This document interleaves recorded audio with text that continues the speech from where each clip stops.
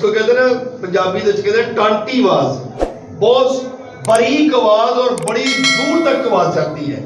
کہتے ہیں کہ اس طرح اپنی آواز کو جو ہے نا بلند کر تاکہ تیری آواز جو ہے وہ لوگوں تک پہنچے اور یعقوب کے گھرانے کے گناہ جو ہے نا ان پر ظاہر کر. یہ بات کس کو کہی جا رہی ہے؟ خدا کے بندہ کو. کہتا کہ آواز بلند کر اور تیری آواز اتنی بلند ہو کہ لوگوں تک آواز پہنچے. اور تو نے کیا کرنا ہے؟ یعقوب کے گھرانے پر اس کے گناہوں اور اس کی خطاؤں کی جو ہے غلطیاں جو ہیں ان پر ظاہر کر. تو آج یہ خاتموں پر بات آ گئی کہ آپ نے بھی لوگوں پر یہ کام ظاہر کرنے ہیں. اگر ہم یہ کام کرتے ہیں تو اس کا مطلب ہے ہم ٹھیک منادی کر رہے ہیں. اور اگر ہم لوگوں کو نہیں بتاتے کہ آپ کے اندر یہ غلطی ہے، یہ خطا ہے، آپ یہ کام غلط کر رہے ہیں، تو پھر اس کا مطلب ہے جو خاتم ہے وہ سزاوار ہوں گے. آمین. اس لیے ہمیں اپنی خدمت جو ہے وہ لائق طور پر کرنے کی ضرورت ہے اور کلام کے مطابق بائبل کو سنانا، خدا کے کلام کو لوگوں تک پہنچانا، یہ ہماری فرسٹ پریورٹی ہے اور پہلی ذمہ داری ہے. اگر ہم یہ کام کرتے ہیں تو اس کا مطلب ہے ہم خدا کے لوگ ہیں. اور کلام میں لکھا گیا کہ اس قوم کی مانند جس نے صداقت کے کام کیے اور اپنے خدا کے احکام ترک نہ کیے، میری راہوں کو دریافت کرنا چاہتے ہیں، وہ مجھ سے صداقت کے احکام طلب کرتے ہیں اور خدا کی نزدیکی چاہتے ہیں. ہم سب لوگ یہ چاہتے ہیں، خدا کی نزدیکی. خدا ساڈے سارے کام کر دے، ہم یہ چاہتے ہیں. خدا سے ہم جو کچھ مانگے وہ ہمیں دے دے. ہم خدا کو یاد دلاتے ہیں. خداوند تیرے کلام میں تو یہ لکھا ہے کہ خدا اپنے محبوب کو نیند میں دے دیتا ہے، لیکن اس کے محبوب بنے تو صحیح، اس کے طالب بنے تو صحیح. اگر ہم اس کے طالب بنیں گے، اس کے محبوب بنیں گے، تو واقعی وہ ہمیں نیند میں ہی ہر چیز عطا کر دے گا. اور کلام میں لکھا گیا تمہارے مانگنے سے پہلے تمہارا باپ جانتا ہے کہ میرے بچوں کو کن کن چیزوں کی ضرورت ہے. تو میرے عزیزو، جب ہم اس کے محبوب بن جائیں گے، جب اس کے طالب بن جائیں گے، جب اس کے لوگ بن جائیں گے، تو وہ ہماری ہر ضرورت کو پورا کرے گا. لیکن اس کے لیے سب سے پہلا جو کام ہے اس کی حضوری میں آنا، اس کی عبادت کرنا، اس کے نام کو فرسٹ پریورٹی پہ رکھنا، یہ ہمارا کام ہے. اگر ہم یہ کام نہیں کرتے تو پھر ہم مشکلاتوں میں بھی ہیں، پریشانیوں میں بھی ہیں.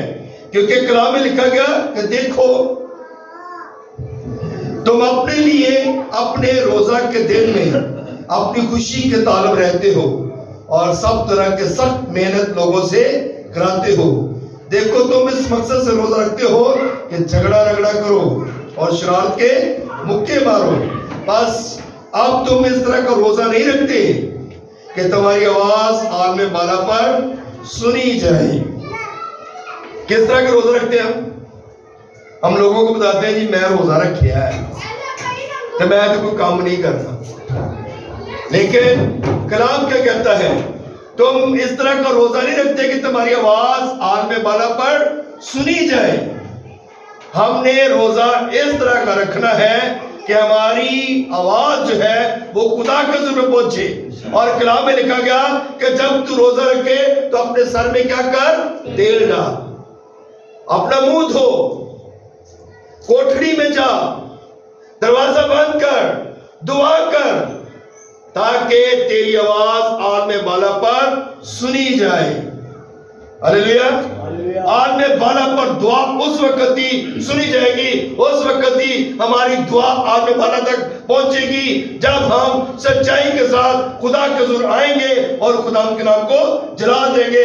کیونکہ کلام میں لکھا گیا کہ گلا پھاڑ کر چلا دریغ نہ کر. جب دریغ نہیں کریں گے تو کبھی بھی ایسا نہیں ہوگا کہ ہم خطا کریں. کلام میں لکھا گیا کہ روح القدس سے بھرا ہوا شخص جو ہے نا وہ برکتوں سے مالا مال ہوتا ہے اور وہ لالچی نہیں ہوتا. روح القدس سے بھرا ہوا شخص جو ہے وہ خدا کے حضوری میں رہتا ہے، خدا کے ڈر اور خوف میں رہتا ہے، اس لیے اس کی دعا بھی سنی جاتی ہے، اس کی دعا سے بیمار شفا بھی پاتے ہیں، اس کی دعا سے معجزات بھی ہوتے ہیں، کیونکہ کیا ہے کہ اس کے اندر ایک تو لالچ نہیں ہے اور خدا اس کی آواز کو سنتا ہے۔ اور کلام میں لکھا گیا ہے کہ تم اس طرح کا روزہ نہیں رکھتے کہ تمہاری آواز عالم بال پر سنی جائے۔ جو لوگ خدا سے پیار کرتے ہیں ان کی آواز عالم بال تک پہنچتی ہے اور خدا اپنے الہی خزانہ سے برکتیں نازل کرتا ہے۔ کلام میں لکھا گیا کہ اپنے آسمان کو اپنے لوگوں کے لیے کھول دیتا ہے۔ ہلیلویا۔ اس لیے میرے عزیزو ہمیں اس بات پہ غور کرنے کی ضرورت ہے۔ کلام میں لکھا گیا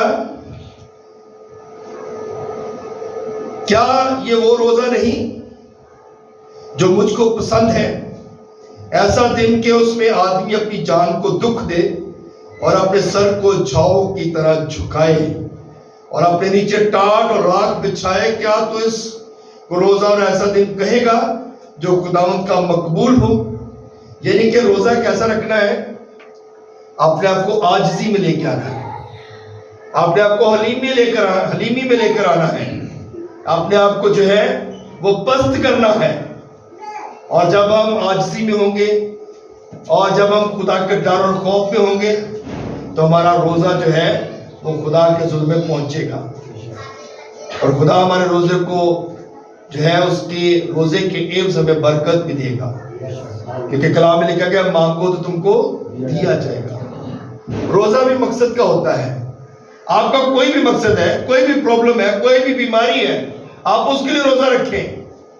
آپ کی جاب میں پرابلم ہے، آپ کے گھر میں کوئی لڑائی جھگڑے ہیں، آپ کے خاندان کے اندر کوئی پرابلم ہے، آپ کسی مشکلات میں ہیں، کسی پریشانی میں ہیں، تو آپ روزہ رکھیں اور روزہ رکھ کے دعا کریں، تو دیکھیے گا آپ کا اور میرا خدا آپ کی دعا کو سنے گا اور آپ کی ہر مشکل سے، ہر پریشانی سے نکالے گا، کیونکہ وہ وعدوں کا سچا خدا ہے۔ وہ کہتا ہے مانگو تو تم کو دیا جائے گا۔ جب ہم مانگیں گے تو ملے گا، جب آپ روزے میں رہیں گے، روزے میں مانگیں گے تو پھر آپ کو اور زیادہ برکت پر برکت ملے گی۔ آمین۔ کلام میں لکھا گیا کیا یہ وہ روزہ، کیا وہ روزہ جو میں چاہتا ہوں یہ نہیں کہ ظلم کی زنجیریں توڑیں اور جوئے کے بندھن کھولیں اور مظلوموں کو آزاد کریں، بلکہ ہر ایک جوئے کو توڑ ڈالیں۔ کیا یہ نہیں کہ تو اپنی روٹی بھوکوں کو کھلائے اور مسکینوں کو جو آوارہ ہے اپنے گھر میں لائے، اور جب کسی کو ننگا دیکھے تو اسے پہنائے، اور تو اپنے ہم جنہیں سے روپوشی نہ کرے۔ کتنی خوبصورت بات لکھی ہے۔ کہتا یہ روزہ ہے کہ ظلم کی زنجیریں توڑی جائیں، بھوکوں کو کھانا کھلایا جائے، آپ کسی کو ننگا دیکھیں تو اس کو کپڑے دیں، یہ بھی آپ کا روزہ ہے۔ آپ کسی کی ہیلپ کرتے ہیں، کسی کی مدد کرتے ہیں، تو سمجھیں کہ آپ جب روزہ رکھتے ہیں، جو روزے میں جتنا آپ کھاتے ہیں، آپ جو کچھ بھی کھاتے ہیں وہ دے، اس دن کا بچا روپیہ پیسہ آپ کسی بھوکے کو دے دیتے ہیں، تو سمجھیں کہ آپ کا روزہ جو ہے وہ عالم والا پر پہنچ گیا ہے۔ ہم نے دسترخوان نہیں سجانے، روزہ رکھا اور دسترخوان شام کو بہت زیادہ سجے ہو اور بہت زیادہ ہماری جو ہے وہ ہم نے ٹیبل سجایا اور بہت کچھ جو ہے ٹیبل پہ پڑا ہو، بلکہ ہم نے کیا کرنا ہے، ان غریبوں کو یاد کرنا ہے جو بھوکے ہیں، جو پیاسے ہیں، جو ننگے ہیں، جو محتاج ہیں، ان کو یاد کریں اور وہ حصہ ان کو دیں، تاکہ وہ بھی اس برکت کے وارث ہوں۔ آپ کے ساتھ مل کر خدا کی حضوری میں آئے اور خداوند سے برکت حاصل کریں۔ یہ روزہ خدا کو پسند ہے، ایسا روزہ خدا کو پسند ہے کہ آپ کسی کی ہیلپ کرنے والے ہوں، آپ کے اندر جو ہے کسی کے لیے درد ہو۔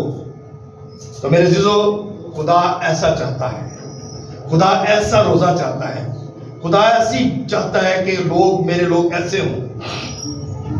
تو میرے عزیزو، جب آپ کلام میں لکھا گیا کہ تو اپنے ہم جن سے روپوشی نہ کرے، یعنی کہ ہم کسی کو بھوکا دیکھیں تو اس کے لیے انتظام کریں، یہ نہیں کہ ہم اس سے منہ موڑ کر چلے جائیں، بلکہ اس کے لیے کچھ انتظام کریں کہ اس کو بھی جو ہے کھانا مل جائے۔ یہ روزہ ہے جو خدا چاہتا ہے۔ تو میرے عزیزو، ہمیں اس بات پہ غور کرنے کی ضرورت ہے۔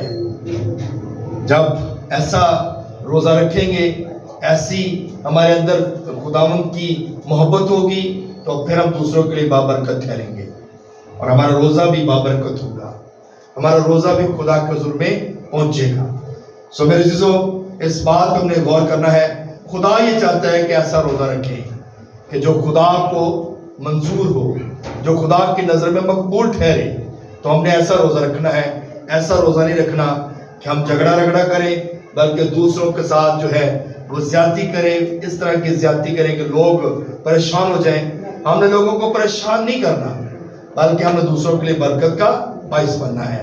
اس طرح کا روزہ رکھنا ہے تاکہ لوگ ہماری وجہ سے برکت پائیں، اور خدا کہے کہ یہ میرے لوگ ہیں، یہ میرے لوگ ہیں جو مجھ سے ڈرتے اور میرا خوف مانتے ہیں۔ خدا آپ سے پیار کرتا ہے، خدا ہم سے پیار کرتا ہے، خدا ساری دنیا سے پیار کرتا ہے۔